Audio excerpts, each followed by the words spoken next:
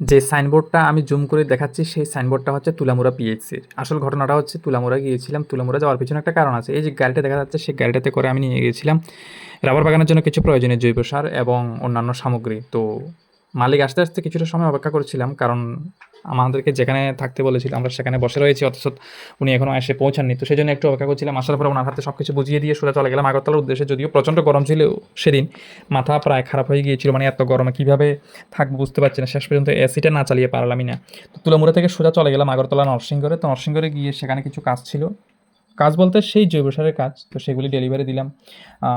সেখান থেকে শেষ করে সোজা চলে এসেছি উদয়পুরে। এখন যে জায়গাটা দেখাচ্ছে সেটা হচ্ছে আগরতলার নরসিংগড়ের দৃশ্য। সেখানে একজন দাদা জৈব সার নিয়েছিল। আবার আমাদের কিছু বন্ধু হঠাৎ করে রাস্তার মধ্যে এসে গেল। আমাদেরকে দেখে তারা একটু উচ্ছ্বসিত হয়ে গেল। লেজটা ভালো করে নাড়াচ্ছিল আরকি। আমি যাদের কথা বলছি তাদেরকে দেখতে পাচ্ছেন। আর আগরতলা শহরে হঠাৎ করে জ্যামের মধ্যে আটকে গেলাম। বাইরে ভাই যে গরম এবং এর মধ্যে জ্যাম। গাড়ির মধ্যে বসে, বসে ক্লান্ত। প্রচণ্ড পরিশ্রম করেছি আজকে। সেজন্য একটু মুখের মধ্যে হাসিও আছে। সবকিছু মিলিয়া হোটেল ৩৬৫ তে গেলাম।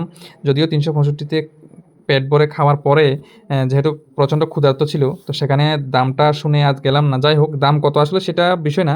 চলে গেলাম যে হোটেল টেস্টিতে টেস্ট করে খেলাম। এত বড়, বড় পাঁপড় দিলে আসলে ভাবতেই পারেন, মানে বিশাল ব্যাপার। দেখো আমার বোন জামাই কীভাবে খায়। মানে এতটা ক্ষুধা লাগছে, হ্যাঁ বলে এরকম ২-৩ টা খাইয়া লইতে পারবো। আমি তো চিন্তা করলাম যে ২-৩ টা তো খাইতে পারবো। এটা তো খুব মানে খুব ছোট জিনিস, দেখতে বড় কিন্তু আসলে পরিমাণে তো খুবই কম। তো আমিও হঠাৎ করে ভাবলাম যে আমারও তো দিল এত বড় পাঁপড়। আমি আসলে কোনো হোটেলে খাইছি কিনা আমার কিন্তু মনে পড়তেছে না। তো যাই হোক, প্রচণ্ড ক্ষুধার্ত, মাংস দিয়ে ভাত খেলাম। সরি, আমি মাংস দিয়ে খাইনি, আমি খেয়েছি মাছ দিয়ে, বাকিরা মাংস দিয়ে খেয়েছে। আর হোটেলটা খুবই সুন্দর এবং খুব ভালো করে সাজানো হয়েছে হোটেলটা। খারাপ না, ভালোই। কথা বলতে গেলে আসলে কথাই শেষ হয় না। যাই হোক, যারা, যারা এখনও জৈব সার দেননি বাগানে, এখন প্রচণ্ড বর্ষাকাল চলছে। আপনারা এই বর্ষাকালের মধ্যে জৈব সার দিয়ে সেই সুযোগটাকে কাজে লাগাতে পারেন এবং বাগানের ল্যাটেক্স বৃদ্ধি করতে পারেন। ধন্যবাদ।